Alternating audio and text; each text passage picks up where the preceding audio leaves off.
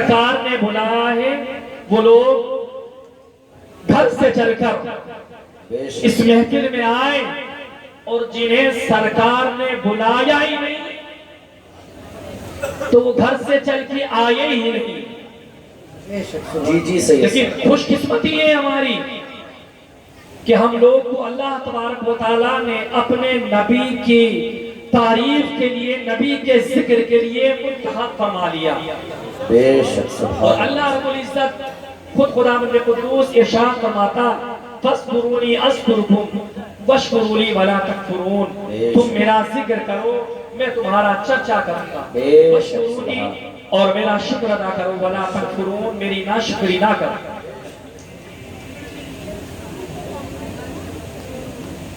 اگر آپ سننے کے موڈ میں ہیں تو میں شعر آپ لوگ کے سامنے کہنا چاہتا ہوں کہ اگر غلام شہ کربلا نہیں ہوتا، اسٹیج والوں کے بھی جی اگر غلام شہ کربلا نہیں ہوتا مجھے نصیب کوئی مرتبہ نہیں ہوتا۔ اگر غلام شہ کربلا نہیں ہوتا مجھے نصیب کوئی مرتبہ نہیں ہوتا۔ اور نبی کے آخری خطبے سے صاف ظاہر ہے، نبی کے آخری خطبے سے صاف ظاہر ہے، علی کا خون کبھی بے وفا نہیں ہوتا، علی کا خون کبھی بے وفا نہیں ہوتا۔ اور اگر حسین نماز وفا نہیں پڑھتے، اگر حسین نماز وفا نہیں پڑھتے میری نماز میں اتنا مزہ نہیں ہوتا، میری نماز میں اتنا مزہ نہیں ہوتا۔ اور ردائے خرقے پیغمبر کا فیض ہے ورنہ، ردائے خرقے پیغمبر کا فیض ہے ورنہ کسی کو یاد بھی لفظ حیا نہیں ہوتا، کسی کو یاد بھی لفظ حیا نہیں ہوتا۔ اور جو لوگ اپنے والدین سے محبت کیا کرتے ہیں، جو لوگ اپنی والدہ سے محبت کیا کرتے ہیں، ان سے کہنا چاہتا ہوں کہ ہم اپنی ماں کی دعا ساتھ لے کے چلتے ہیں، ہم اپنی ماں کی دعا ساتھ لے کے چلتے ہیں، ہمارے ساتھ کوئی حادثہ نہیں ہوتا، ہمارے ساتھ کوئی حادثہ نہیں ہوتا۔ اگر غلام شہ کربلا نہیں ہوتا مجھے نصیب کوئی مرتبہ نہیں ہوتا۔ اور یہ جو آمد رسول پر یہ جلسے کا انعقاد کیا گیا، حضور صلی اللہ علیہ وسلم کی ولادت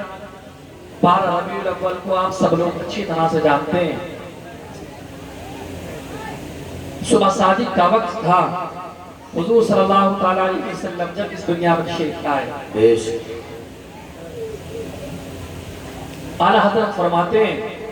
کہ حشر تک ڈالیں گے ہم پیدائش مولا کی دھوم، حشر تک ڈالیں گے ہم پیدائش مولا کی دھوم، مصر فارس نجد کے قلعے گراتے جائیں، مصر فارس نجد کے قلعے گراتے جائیں گے اور خاک ہو جائیں عدو جل کر مگر ہم تو رضا، خاک ہو جائیں عدو جل کر مگر ہم تو رضا، دم میں جب تک دم ہے ذکر ان کا سناتے جائیں گے، دم میں جب تک دم ہے ذکر ان کا سناتے جائیں گے۔ اس بستی کے زندہ دل مسلمانوں ہمیں فخر کرنا چاہیے کہ اللہ تبارک و تعالیٰ نے حضور صلی اللہ علیہ وسلم کی ولادت کی خوشیاں بھی ہمیں نصیب فرمائی، ورنہ لوگ بہت سارے لوگ تو اس پر بھی اعتراض کرنے والے ہیں کہ حضور صلی اللہ علیہ وسلم کی ولادت پر خوشیاں مت مناؤ۔ کیوں؟ اس لیے کہ نبی کے زمانے میں نبی جب اس دنیا میں آئے تو اس وقت مکہ میں ولادت کی خوشیاں نہیں منائی گئی تھی، ولادت پر لوگوں نے خوشیاں نہیں منائی تھی۔ لیکن میں ان لوگوں سے کہنا چاہتا ہوں جو لوگ یہ بات کہنا چاہتے ہیں، یاد رکھو جب حضور صلی اللہ علیہ وسلم اس دنیا میں تشریف لائے تو سارا مکہ کفر کا گڑا بنا ہوا تھا، سارا مکہ کفر کا گڑا بنا ہوا تھا، اور جو کافر تھے وہ نبی کی ولادت پر خوشیاں مناتے کیسے؟ ولادت پر خوشیاں مناتے کیسے؟ نبی کی ولادت پر تو خوشیاں مسلمان منایا کرتے ہیں، اسلام کے ماننے والے منایا کرتے ہیں، جن کے دلوں کے اندر ایمان کی شمع روشن ہے وہ لوگ منایا کرتے ہیں، جن کے دل میں ایمان کی شمع روشن نہیں ہے وہ لوگ نہیں منایا کرتے ہیں۔ اور بتایا تھا مدینے کے لوگوں نے جب نبی کریم صلی اللہ علیہ وسلم ہجرت کر کے مدینہ شریف لے کر کے گئے تھے تو مدینے کی چھوٹی چھوٹی بچیاں ڈب لے کر کے کھڑی ہو گئی تھی، سارے کے سارے مدینے کے لوگ ایک سائیڈ میں قطاریں باندھے کھڑے ہوئے تھے اور بتا رہے تھے اے لوگوں یاد رکھو ان لوگوں نے جب نبی کی ولادت کی تھی تو ان لوگوں نے خوشیاں نہیں منائی کیونکہ وہ کافر تھے، کفر کا گلا پڑی ہوئی تھی وہ سرزمین، لیکن ہمارے دلوں کے اندر ایمان کی شمع روشن ہے، ہمارے دلوں کے اندر ایمان کی شمع روشن ہے، ہم پہلے مناتے تھے آج بھی مناتے ہیں اور تک قیامت تک ہم لوگ مناتے رہتے ہیں، اور آج ہم اسی سنت کو ادا کرتے ہوئے آج ہم لوگ خوشیاں جو منایا کرتے ہیں وہ مدینے کے لوگوں کی سنت کو ادا کیا کرتے ہیں۔ کیا ان لوگوں نے خوشیاں منائی تھی؟ نبی جب ان کے پاس میں تشریف لے کر آئے تھے، نبی جب مدینے کے اندر تشریف لے کر آئے تھے تو تمام لوگوں نے خوشیاں منائی تھی، آج ہم وہی سنت ادا کیا کرتے ہیں اور لوگ اعتراض کیا کرتے ہیں، طرح طرح کے اعتراض کیا کرتے ہیں کہ لوگ خوشیاں منایا کرتے ہیں، قمقمے لگایا کرتے ہیں، یہ روشنیاں کیا کرتے ہیں، یہ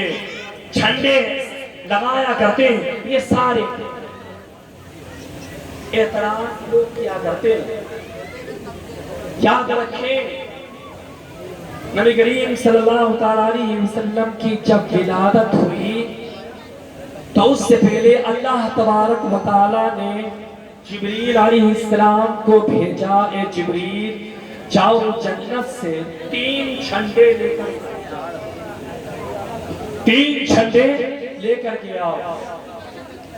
ایک جھنڈا کعبے کی چھت پر لگا دینا،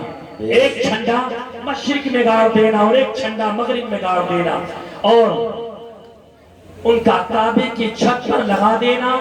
مشرق و مغرب میں لگا دینا۔ اللہ تبارک و تعالیٰ کا فرمان، اللہ نے ارشاد فرمایا جبریل جنت سے جھنڈے لے کر کے چلے جاؤ اور 3 جھنڈے لے کر کے جاؤ، ایک جھنڈا مشرق میں گاڑ دینا، ایک جھنڈا مغرب میں گاڑ دینا اور ایک جھنڈا کعبے کی چھت پر لگا دینا۔ آج لوگ ہم حضور صلی اللہ علیہ وسلم کی ولادت کی خوشی میں جو جھنڈے لگایا کرتے ہیں، اپنے گھروں کی چھتوں پر، اپنی چھتوں پر جو جھنڈے لگایا کرتے ہیں، وہ اللہ تبارک و تعالیٰ کی سنت کو ادا کیا کرتے ہیں کہ اللہ تبارک و تعالیٰ نے فرمایا کہ جب میرا محبوب کی ولادت کا دن آئے تو تمام لوگ جو جھنڈے لگا کرتے ہیں، یہ اللہ تبارک و تعالیٰ کا حکم تھا۔ جبریل نے جھنڈے لگائے تھے، اللہ نے فرمایا تھا جبریل جھنڈے لگاؤ۔ آج ہم لوگ وہی طریقہ اختیار کیا کرتے ہیں کہ جب اللہ تبارک و تعالیٰ نے جھنڈے لگوانے کا فرمایا تھا، اور جو خوشیاں یہ جو قمقمے میں لگائے جاتے ہیں، اللہ نے ارشاد فرمایا لقد کان لکم فی رسول اللہ اسوۃ حسنہ، تمہارے لیے نبی کریم صلی اللہ علیہ وسلم کی زندگی بہترین نمونہ ہے۔ آج ہمارے درمیان میں کچھ لوگ ایسے جو اپنی والدین کی نافرمانی کیا کرتے ہیں، کچھ لوگ ایسے ہیں جو ناحق کسی کے مال پر قبضہ کرنا، خون خرابہ کرنا، یہ طرح طرح کے گناہ ہمارے اندر ملوث ہیں۔ آپ کو ایک واقعہ بتاؤں کہ بنی اسرائیل میں ایک شخص تھا جو نقل اتارنے میں بہت ماہر تھا، نقل اتارا کرتا تھا، کسی کی بھی نقل اتار لیا کرتا تھا،